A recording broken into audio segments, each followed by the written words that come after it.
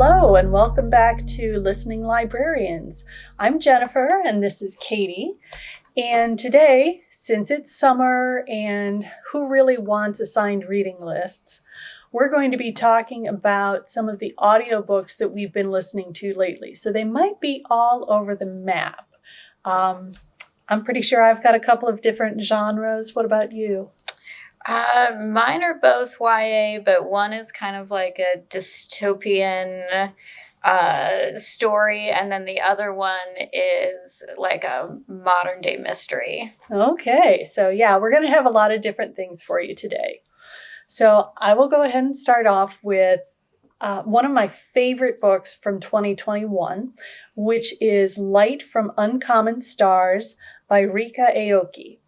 Now, this is kind of a mashup of genres. It's a little bit sci-fi, a little bit fantasy, a hint of romance, ultimately very uplifting. So it's a nice, cozy kind of read in a really offbeat sort of way. We've got three main characters. The first one is Shizuka Satomi, and she is a professional violinist who is just absolutely amazing. And many, I don't even remember how many years ago, she made a deal with the devil. Mm. And initially that deal was, she would give her soul to become this fabulous violinist. But she managed to change up the deal, and in order to escape losing her soul, she has to deliver the souls of 7 other violin prodigies. Oh. She's already delivered 6. She's looking for the last one, and she's got 1 year to do it. Enter Katrina Nguyen, who is a young trans woman. She's had a really bad home situation. She's a runaway. But she's a very good, pretty much self-trained violinist. And Shizuka runs into Katrina in a park and listens to her, and she's like, this is the person. This is the person I want to train and work into this deal. And then the third person who shows up in chapter 3 is Lan Tran, who we find out is a starship captain. Oh, with a group/family of interstellar refugees who have set up at a big donut shop in the area. And this is their base. And the big donut sign outside is going to be their Stargate.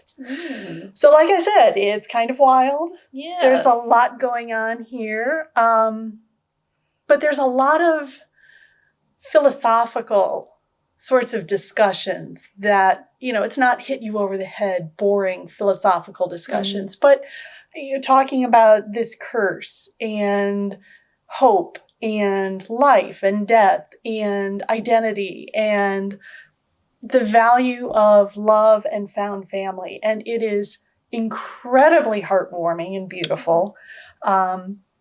It's very profound, heartbreaking in some ways, but like I said, it's very hopeful by the end. And the very, very ending is this really great twist that I don't think you'll see coming. The audiobook is read by Cindy Kay, and it's 13 hours long. Okay. I had originally read it in paper, but I enjoyed the audio just as much. And if you're a foodie, you'd really like listening to this because there are lots of little details about food, not to mention the donuts. But then there's also this great scene about Olive Garden breadsticks. So, nice. There's a lot to love. That is you went from like supernatural to now there's like aliens. And I definitely feel like I have to try that out. So one of the more recent books that I listened to, which it's a good audiobook when you tell your family, please leave me alone. I need to finish this. Yes. And that was This Golden State. It's by Marit Weisenberg. It's about 10 hours long, so that's not too bad. And it's a YA novel, and it is all about Poppy. So Poppy and her family have always been on the run. So her whole life, she's about to turn 18. They're sometimes even within a month, move into a new city. She's getting these new identities.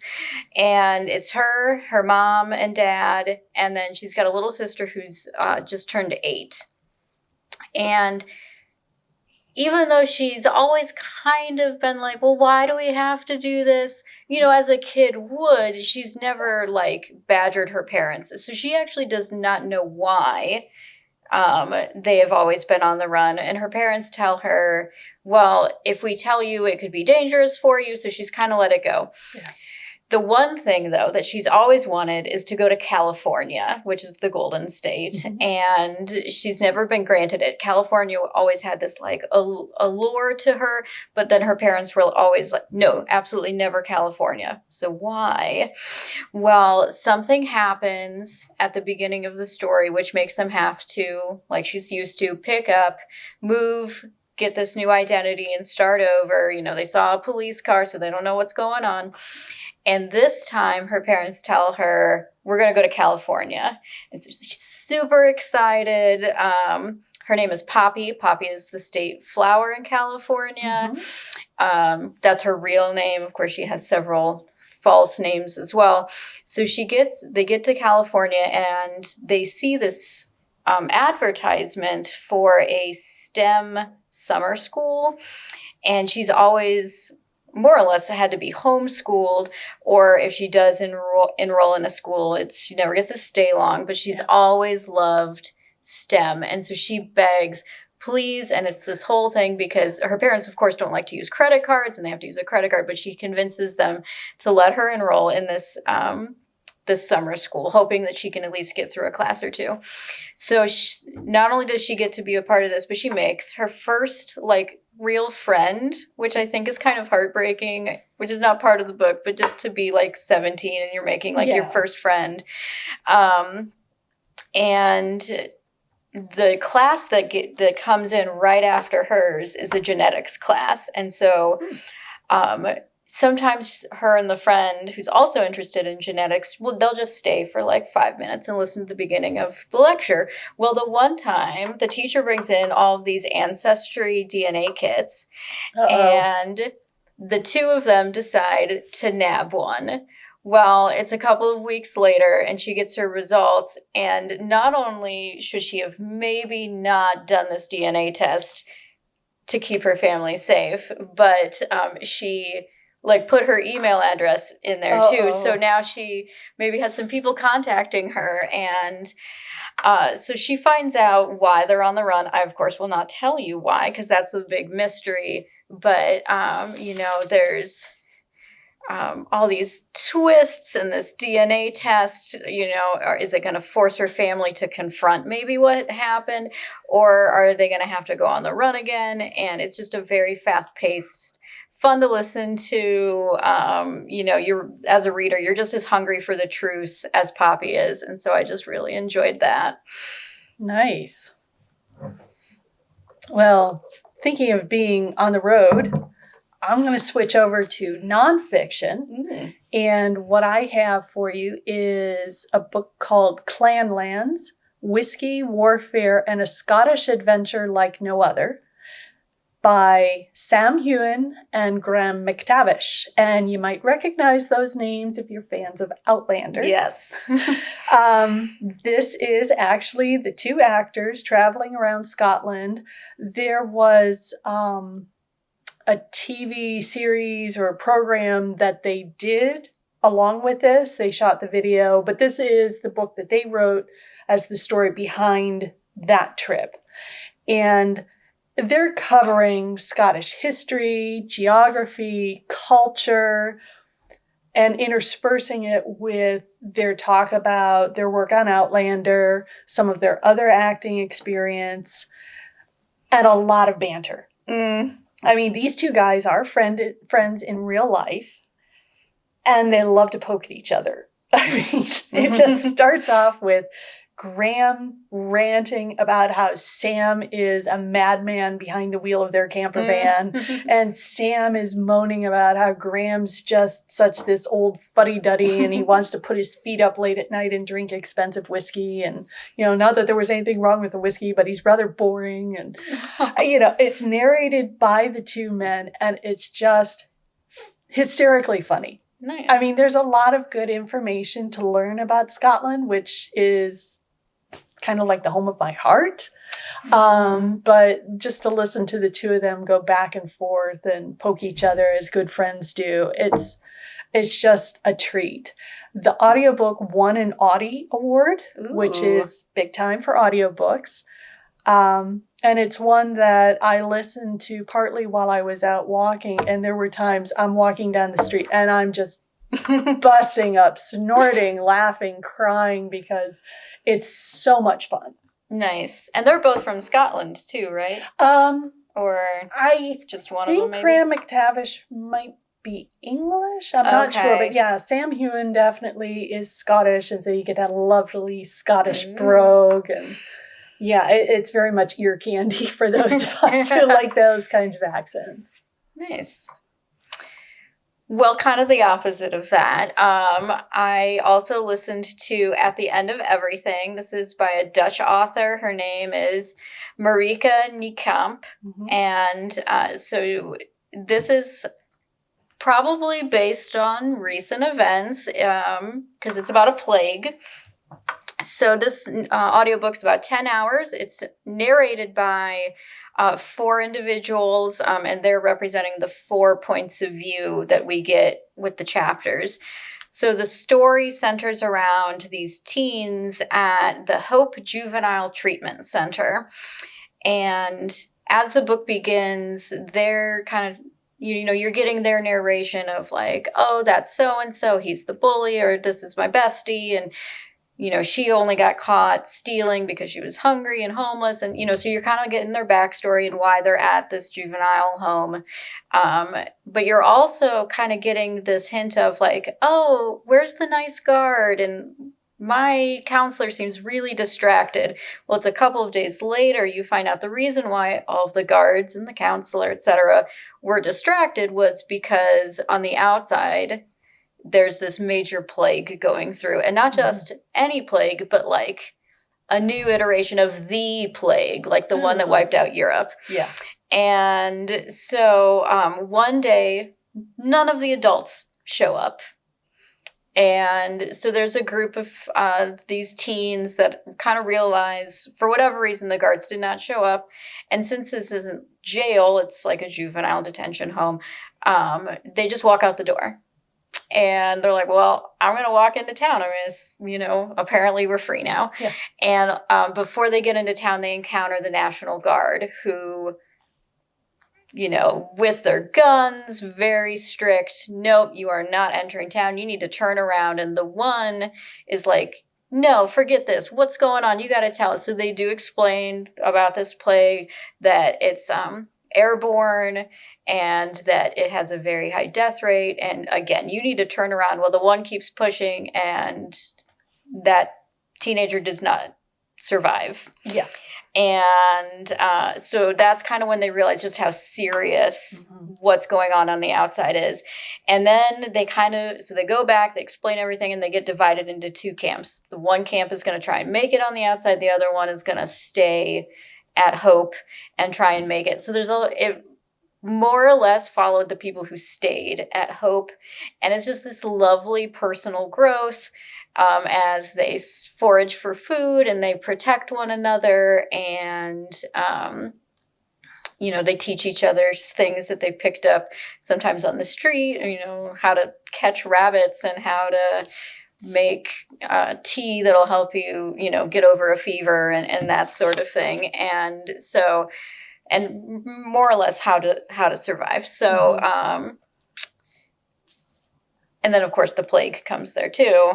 Yeah. So, but yeah, it was kind of like a fun, if you don't think about it too much in terms of we just survived a plague ourselves, kind of, like I said, a lot of personal growth, a lot of like teen drama, but at the same time, them bonding together and getting through a tough situation. Okay.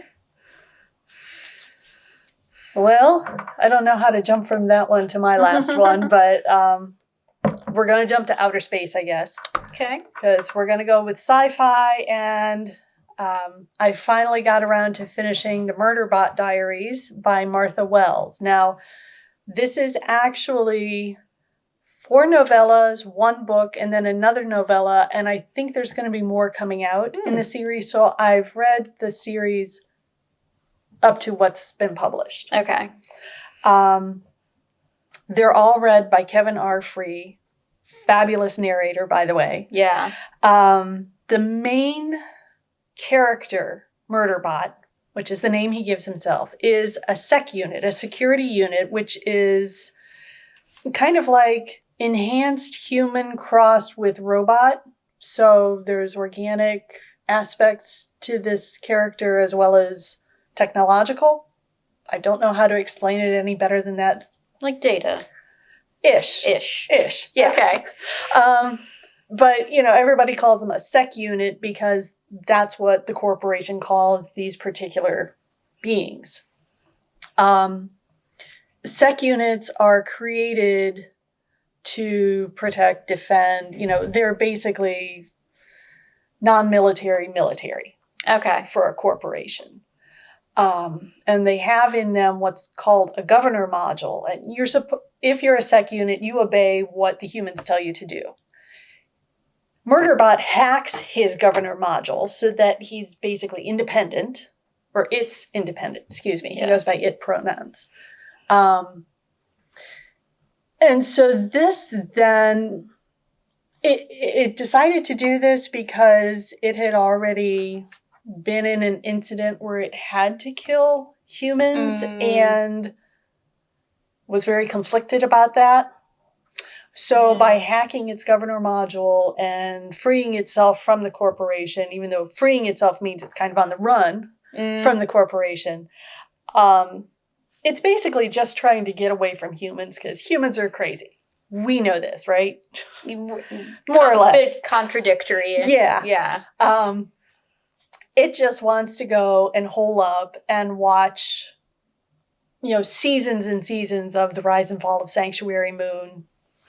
Not on Netflix, at least not at this point. But, just wants to get away from people and watch videos. I mean, who doesn't, right? So now that Murderbot has become self-directed, it ends up trying to travel to different places and gets wrapped up in some of these other situations with humans. Ends up trying to help them because, humans aren't very good at security, can't take care of themselves very well. It's just really kind of hilarious because Murderbot is so snarky and so sarcastic, and yet gets into these situations it would rather not have to deal with. It's just really kind of entertaining. You just have to sit back and go, okay, what's going to happen now, and what's going to pull Murderbot out of its antisocial bubble, and how is it going to escape from Grey Corp, the corporation that's after him, and the friends it actually makes along the way as well. So it starts off, the first one is All Systems Red. Like I said, there are 4 novellas to start with, and those are all about 3 to 4 hours in length. The novel, which comes 5th in the series, is Network Effect, and that's a much longer one. And then the latest one is Fugitive Telemetry, and that goes back to the 3 to 4 hour length. So it's a lot of listening, but it's well worth it because the narration is great. The story is entertaining. You've got your sci-fi, but you've also got the humor. The humor, the interpersonal stuff that, it is nice to see this character grow and develop and learn as it goes along. So it's a fun ride. And I will say, the reason I wanted to add this one in for this month is because this summer I finally persuaded my best friend to download Libby. and start listening to some audiobooks. And this series is one that I was listening to at the time. So I thought, well, my friend likes sci-fi. I'll go ahead and recommend this. He actually finished the series before me, but he went in and did it out of order. And I'm like, oh, really? Yeah. Let me show you something you can learn about Libby. You can figure out which ones are which in a series. So I just had to throw that in for the humor's sake. Nice. So yeah, Kevin R. Free is fantastic. He was actually one of the readers on At the End of Everything. Oh, cool. As well. Yeah. Yeah. He's narrated a lot of different genres because I've even come across him doing a romance novel. Okay. And I know he's done a number of nonfiction too. Okay. So definitely a voice worth listening to. All right. Well, thank you for joining us for Listening Librarians. Next month, we are going to be discussing audiobooks that are some of our foodie favorites. Yes. So some sort of food tie-in to the book. Yes. So. I'm looking forward to that because I'm a big foodie. So same. Yeah. All right. Should be good. Thanks for joining us. See you next time.